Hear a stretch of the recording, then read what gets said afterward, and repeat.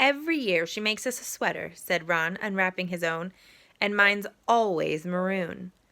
That's really nice of her, said Harry, trying the fudge, which was very tasty. His next present also contained candy, a large box of chocolate frogs from Hermione. This only left one parcel. Harry picked it up and felt it. It was very light. He unwrapped it.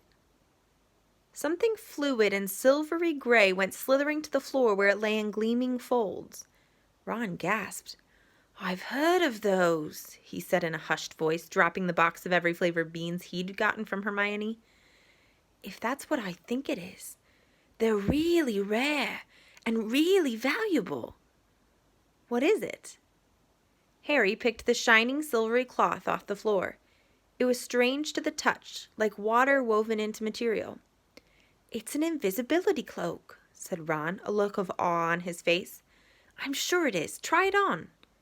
Harry threw the cloak around his shoulders, and Ron gave a yell. It is! Look down! Harry looked down at his feet, but they were gone. He dashed to the mirror. Sure enough, his reflection looked back at him, just his head suspended in midair, his body completely invisible. He pulled the cloak over his head, and his reflection vanished completely. There's a note, said Ron suddenly. A note fell out of it. Harry pulled off the cloak and seized the letter. Written in narrow, loopy writing he had never seen before were the following words. Your father left this in my possession before he died. It is time it was returned to you. Use it well. A very Merry Christmas to you. There was no signature. Harry stared at the note. Ron was admiring the cloak. I'd give anything for one of these, he said. Anything. What's the matter? Nothing, said Harry. He felt very strange. Who had sent the cloak? Had it really once belonged to his father? Before he could say or think anything else, the dormitory door was flung open, and Fred and George Weasley bounded in. Harry stuffed the cloak quickly out of sight. He didn't feel like sharing it with anyone else yet. Merry Christmas! Hey, look! Harry's got a Weasley sweater, too! Fred and George were wearing blue sweaters, one with a large F on it, and the other a G. Harry's is better than ours, though, said Fred, holding up Harry's sweater. She obviously makes more of an effort if you're not family. Why aren't you wearing yours, Ron? George demanded. Come on, get it on. They're lovely and warm. I hate maroon, Ron moaned half-heartedly as he pulled it over his head. You haven't got a letter on yours, George observed. I suppose she thinks you don't forget your name. But we're not stupid. We know we're called Gred and Forge. What's all this noise? Percy Weasley stuck his head through the door, looking disapproving. He had clearly gotten halfway through unwrapping his presents, as he, too, carried a lumpy sweater over his arm, which Fred seized. P for prefect. Get it on, Percy. Come on, we're all wearing ours. Even Harry got one. I don't want, said Percy thickly, as the twins forced the sweater over his head, knocking his glasses askew. And you're not sitting with the prefects today either, said George. Christmas is a time for family. They frog-marched Percy from the room, his arms pinned to his side by the sweater. Harry had never in all his life had such a Christmas dinner. 100 fat roasted turkeys, mountains of roast and boiled potatoes, platters of chipolatas, tureens of buttered peas, silver boats of thick, rich gravy and cranberry sauce, and stacks of wizard crackers every few feet along the table. These fantastic party favors were nothing like the feeble muggle ones the Dursleys usually bought, with their little plastic toys and their flimsy paper hats inside.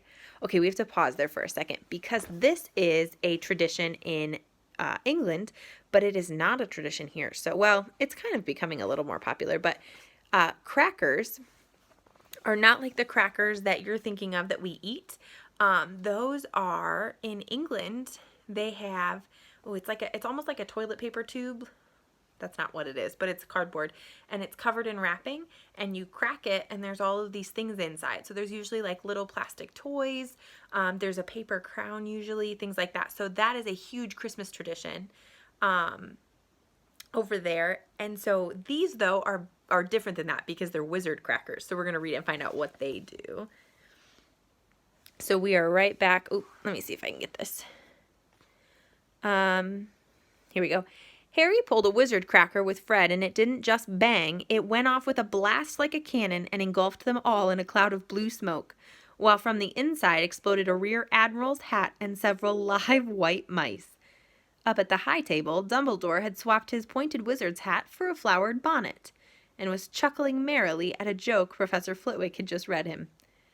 Flaming Christmas pudding followed the turkey. Percy nearly broke his teeth on a silver sickle, remember that's a type of money, wizard money, embedded in his slice. Harry watched Hagrid getting redder and redder in the face as he called for more wine, finally kissing Professor McGonagall on the cheek, who, to Harry's amazement, giggled and blushed, her top hat lopsided. When Harry finally left the table, he was laden down with a stack of things out of the crackers, including a pack of non-explodable luminous balloons, a grow-your-own-warts kit, and his own new wizard chess set. The white mice had disappeared, and Harry had a nasty feeling they were going to end up as Mrs. Norris's Christmas dinner. Harry and the Weasleys spent a happy afternoon having a furious snowball fight on the grounds. Then, cold, wet, and gasping for breath, they returned to the fire in the Gryffindor common room, where Harry broke in his new chess set by losing spectacularly to Ron. He suspected he wouldn't have lost so badly if Percy hadn't tried to help him so much. After a meal of turkey sandwiches, crumpets, trifle, and Christmas cake, everyone felt too full and sleepy to do much before bed, except sit and watch Percy chase Fred and George all over Gryffindor Tower because they'd stolen his prefect badge. It had been Harry's best Christmas day ever. Yet something had been nagging at the back of his mind all day. Not until he climbed into bed was he free to think about it, the invisibility cloak and whoever had sent it. Ron, full of turkey and cake and with nothing mysterious to bother him, fell asleep almost as soon as he'd drawn the curtains of his four-poster. Harry leaned over the side of his own bed and pulled the cloak out from under it. His father's. This had been his father's. He let the material flow over his hands, smoother than silk, light as air. "Use it well," the note had said. He had to try it, now. He slipped out of bed and wrapped the cloak around himself. Looking down at his legs, he saw only moonlight and shadows. It was a very funny feeling. Use it well. Suddenly, Harry felt wide awake. The whole of Hogwarts was open to him in this cloak. Excitement flooded through him as he stood there in the dark and silence. He could go anywhere in this, anywhere, and Filch would never know. Ron grunted in his sleep. Should Harry wake him? Something held him back. His father's cloak.